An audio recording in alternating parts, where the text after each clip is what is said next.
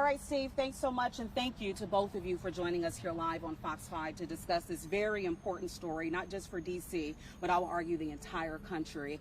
Mayor Bowser, we've gotten through the first night of this federal surge. What do you want the people of D.C. to know in regards to the coordination with the city in this regard? Well, I want them to know that their chief of police, our chief of police, Pamela Smith, who has years and years of experience working both at the local level and the federal level, is working with federal law enforcement partners to help deploy the surge resources, the additional resources, in a way that is going to help us continue to drive down crime.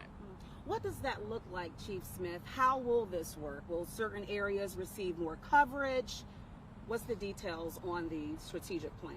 So what I'll say is this. We have heard from many of our community members since I've been here over the last 2.5 years. And one of the things that has been very concerning for me is areas around the city where there's crime. And you know, we have our officers in certain places.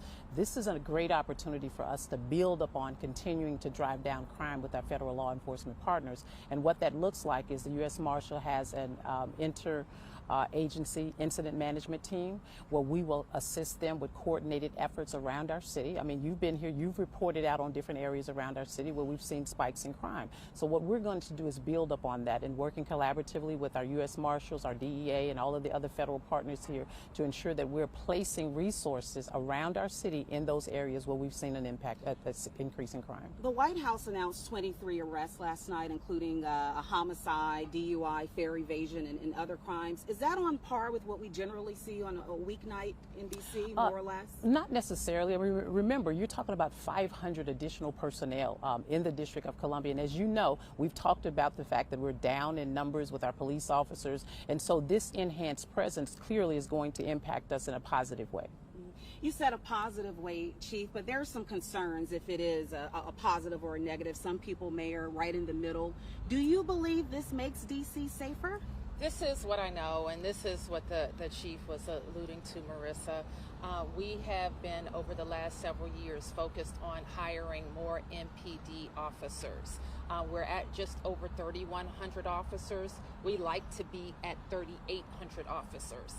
So to the extent that you see the federal surge creating more arrests, taking more guns, MPD with MPD officers would do the same thing. So I think that we need to be very, very focused on how we recruit, retain officers, how we make sure our policy environment promotes accountability for people who use guns in our city. And those things combined will make our city safe.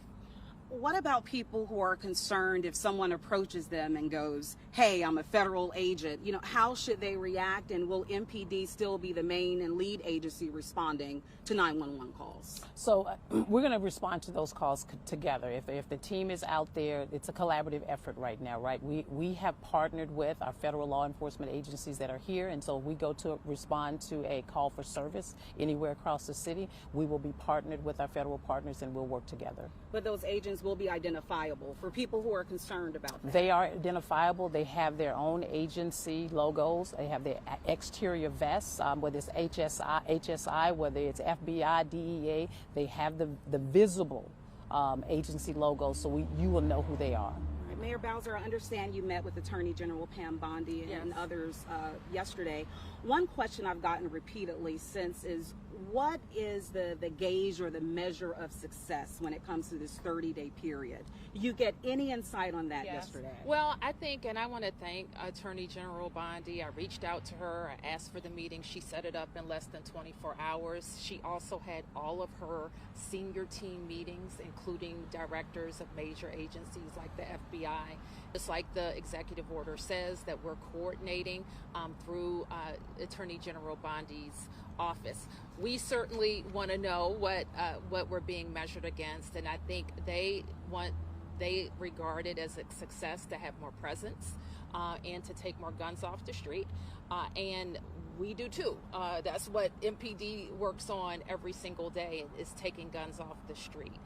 And so, but they also said that this is a surge and that we are looking to evaluate it in the 30 days that the order lays out.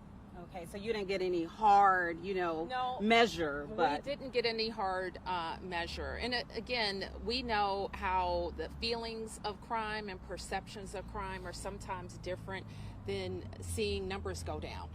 And we've seen numbers go down, let me be clear. Over the last 2 years, we have reached a 30-year low in violent crime. What the chief and all of us hear from time to time, though, is that we don't want any crime. And if we are able to put more police on the streets, we want to grow our numbers at MPD, because we know that being able to have a local known police department in neighborhoods generates trust and helps communities help the police make them safer. in the meeting, did you all talk about the homeless encampments that I know that the president says that he wants to get rid of, and people are concerned, well, what does that mean for the unhoused, Well, essentially? we didn't talk about it in that meeting. It was pretty focused on public safety issues. I had an opportunity with my city administrator and other team members to have a community discussion last night. And Marissa, as you know, we already have extensive outreach to our unhoused residents, some of them already on federal property, some of them at other sites throughout the city. We have shelter capacity, and we want them to come in. That's always our message. It's especially our message right now. We want you to come into shelter. And our outreach workers can tell you how to do it. Concerned community members can call us at 311, and we can get a outreach worker out to talk to a person about coming in. With the 30-year low in violent crime, Chief Smith, is there anything you think you could have done differently to avoid or thwart what has happened, or do you think in some ways it was just bound to happen because other forces wanted it to? Well, I think I'll start by saying that, we work with our federal partners all the time, and I think that's really critical for people to understand that these relationships are not new.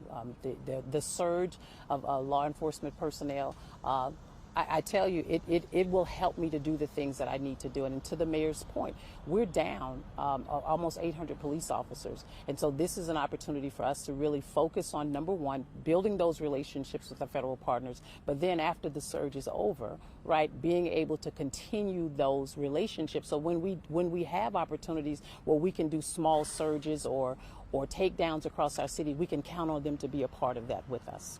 Mayor Bowser, in recent years, you seem to have had a cooperative and diplomatic relationship with President Trump, especially when it came to the RFK Stadium deal and such. But with all of this happening over the last few days, where does that relationship stand now? I'm the mayor and he's the president.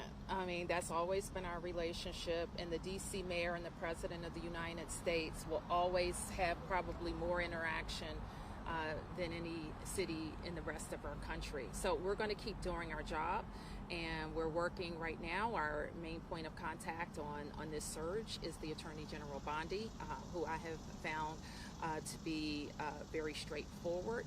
And we got some very positive information, I think, that came out of yesterday's meeting.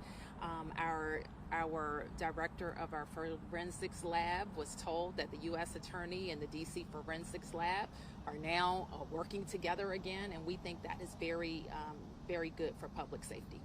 Do you think in terms of people, maybe visitors wanting to come to D.C., being maybe nervous now because of the law enforcement presence, are you concerned about that? Because I heard from a restaurant owner who says he hasn't gotten the foot traffic in the past couple of days. Well, we're always concerned about that, the real story of D.C. coming out. And out of this whole discussion, what has to be clear is that D.C. is not a dirty city. D.C. has beautiful neighborhoods across all 8 wards. We have an incredible team of local government workers that work every day to pick up the trash, clean the streets, cut the trees, cut the grass.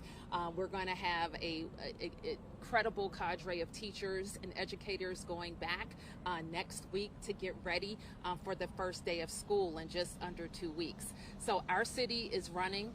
We take care of ourselves. We're operating in a fiscal environment that's difficult, but we are maintaining our high level of services. In saying that, I noticed, and maybe you've seen some of the memes going around, that of the cities that have been seemingly targeted by President Trump, they're urban cores, predominantly with marginalized communities, vote heavily Democratic.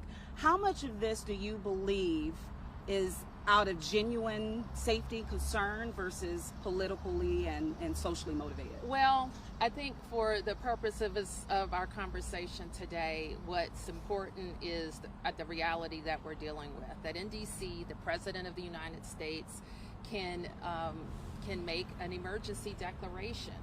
And it doesn't really matter what the numbers say. He can make an emergency declaration.